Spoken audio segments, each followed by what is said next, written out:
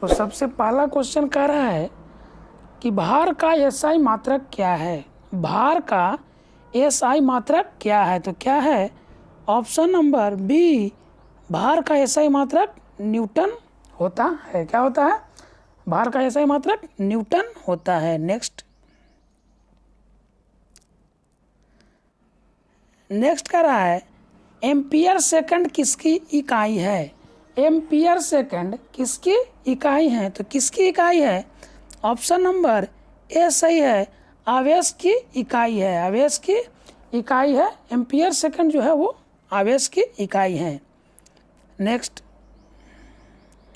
Question कह रहा है सूर्य को देखने के लिए, यहाँ पर मिस हो गया है, यहाँ पर लीजिएगा सूर्य यहाँ पर मिसमैच हो गया है।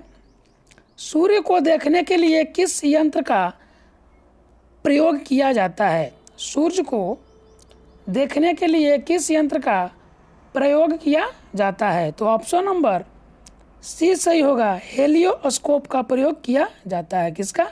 हेलियोस्कोप का प्रयोग किया जाता है। नेक्स्ट, हवाई जहाज की ऊंचाई मापने का प्रयुक्त उपकरण है, क्या है? तो ऑप्शन नंबर ए सही है, अल्टीमीटर। अल्टीमीटर की सहायता से किसी हवाई जहाज की ऊंचाई को मापा जाता है। नेक्स्ट कह रहा है आवेश माप है, मतलब आवेश किसका माप है? तो सही ऑप्शन है ऑप्शन नंबर डी, भार का। किसका? भार का आवेश माप है, आवेग माप है भार का। आवेग माप है, आवेग किसका माप है? तो सही आंसर है ऑप्शन नंबर डी, भार का माप है। किसका माप है? भार का माप है। नेक्स्ट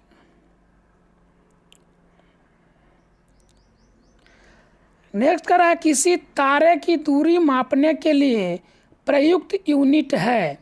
किसी तारे की दूरी मापने के लिए प्रयुक्त यूनिट है, क्या है? तो आंसर होगा ऑप्शन नंबर सी, प्रकाश वर्ष से किसी तारे की दूरी को मापा जाता है, प्रकाश वर्ष।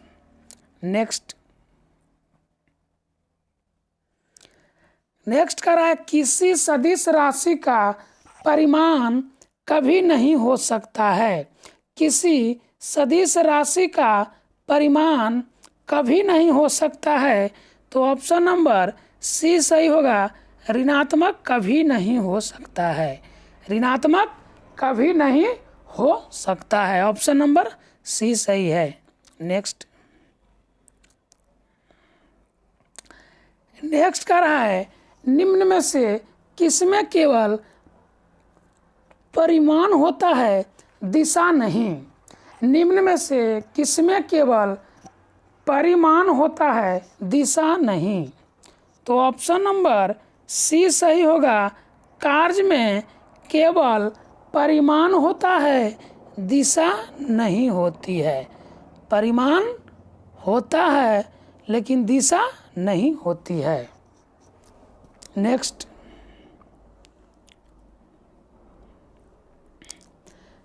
कह रहा है, यहाँ पर गलत हो गया है, कार्य करने की क्षमता, तो लिखा गया है कॉल करने की। कार्य करने की क्षमता कहलाती है, क्या?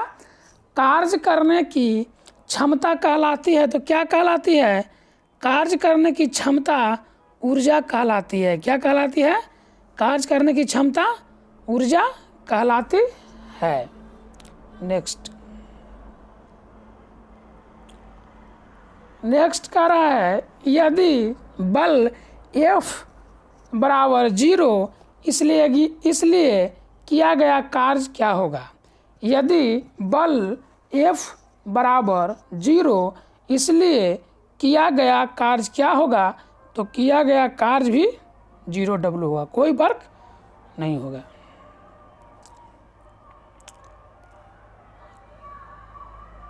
नेक्स्ट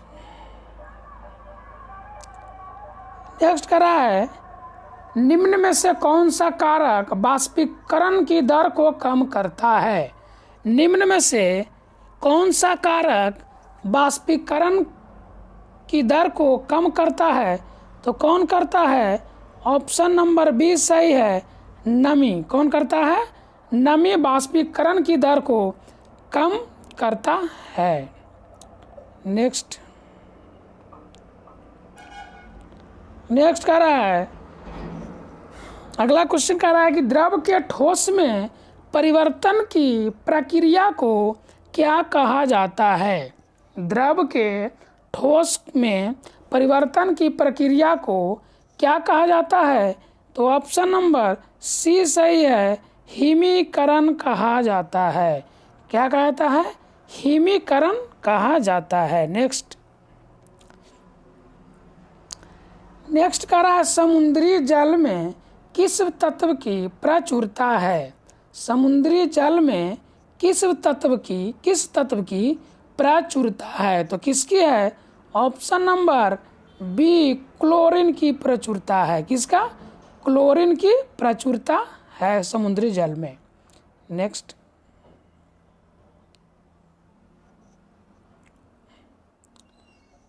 कह रहा है कि परमाणु में अवस्थित सबसे हल्का कण है। परमाणु में अवस्थित सबसे हल्का कण है तो क्या है? ऑप्शन नंबर बी सही है, इलेक्ट्रॉन है। क्या है?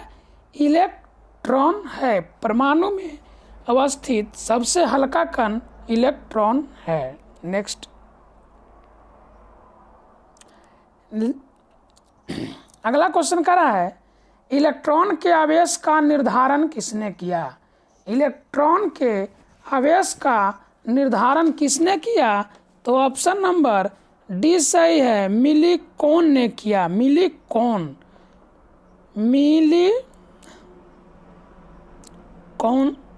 ऐसे होता है, कौन ने किया। नेक्स्ट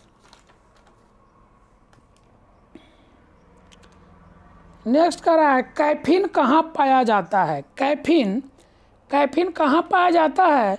तो कैफीन कॉफ़ी में पाया जाता है। कैफीन कॉफ़ी में पाया जाता है। ऑप्शन नंबर सी इसका सही आंसर है। तंबाकू में क्या पाया जाता है? तो तंबाकू में निकोटीन पाया जाता है। क्या पाया जाता है? निकोटीन। चाय में क्या पाया जाता है? तो चाय में थीन पाया जाता है। क्या? थीन। नेक्स्ट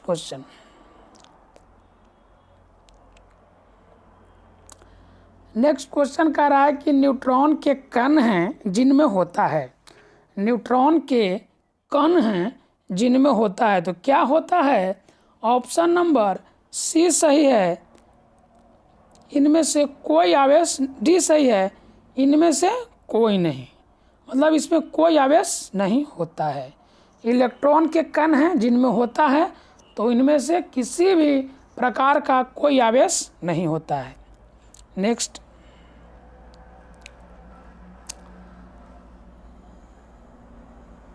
कह रहा है, ड्यूटेरियम का द्रव्यमान संख्या कितनी है? ड्यूटेरियम का द्रव्यमान संख्या कितनी है? तो ऑप्शन नंबर ए सही है, 2 होता है। कितना होता है? 2 होता है। नेक्स्ट क्वेश्चन कह रहा है कि जब एक धातु पानी के साथ अभिक्रिया करती है तो कौन सी गैस निकलती है? जब एक धातु पानी के साथ अभिक्रिया करती है तो कौन सी गैस निकलती है? तो ऑप्शन नंबर डी होगा सही बाबू। Option number D, hydrogen gas निकलती है। कौन गैस? हाइड्रोजन गैस निकलती है। नेक्स्ट क्वेश्चन पर चलते हैं। और नेक्स्ट क्वेश्चन कह रहा है, कौन सा विटामिन शरीर में कैल्शियम के अवशोषण को बढ़ाता है? कौन सा विटामिन शरीर में कैल्शियम के अवशोषण को बढ़ाता है? तो कौन बढ़ाता है? Option number B, vitamin D बढ़ाता है। कौन बढ़ाता है? Vitamin D. नेक्स्ट नेक्स्ट कह रहा है कि पुरुष में कितने अंडकोश होते हैं, पुरुष में कितने अंडकोश होते हैं, तो ऑप्शन नंबर ए सही है, 2 अंडकोश होते हैं। नेक्स्ट क्वेश्चन कह रहा है कि नर और मादा युग्म के आपस में क्या बनाते हैं, नर और मादा युग्म आपस में क्या बनाते हैं, तो ऑप्शन नंबर ए सही होगा, युग्मनज बनाते हैं। क्या बनाते हैं? युग्मनज बनाते हैं।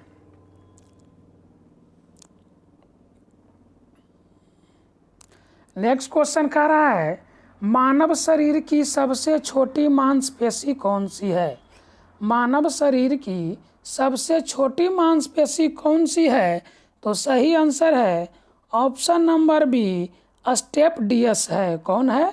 मानव शरीर की सबसे छोटी मांसपेशी स्टेपडियस है। नेक्स्ट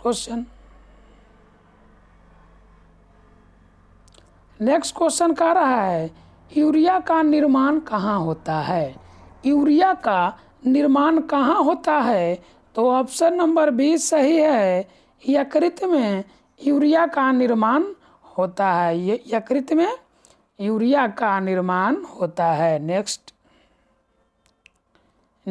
और इसका लास्ट क्वेश्चन कह रहा है कि हम 1 मिनट में कितनी बार सांस लेते हैं, तो हम यानी कि मनुष्य 1 मिनट में 16 से 18 बार सांस लेते हैं। इसी